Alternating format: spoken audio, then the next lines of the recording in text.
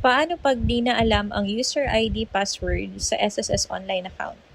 Paano mag-reset ng password ng inyong SSS online account? April 1, 2026. Type member.sss.gov.ph in your Google Chrome browser. Click Forgot Password. Click Member. Click the arrow. Type your SS number or your CRN and click the arrow.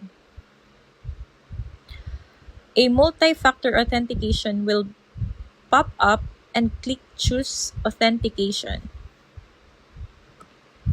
Click one-time PIN through SMS.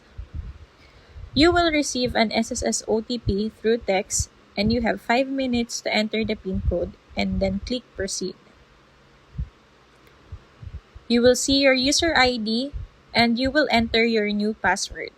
Kindly take note that the password length is 8 to 20 characters and must contain at least one lowercase letter, one capital letter, one number, and one special character. Once done, click the arrow. Your password has been updated successfully. You may now log in to your account. Thanks for watching! Please like and subscribe and hit the notification bell of my YouTube channel, Paano How? Thank you!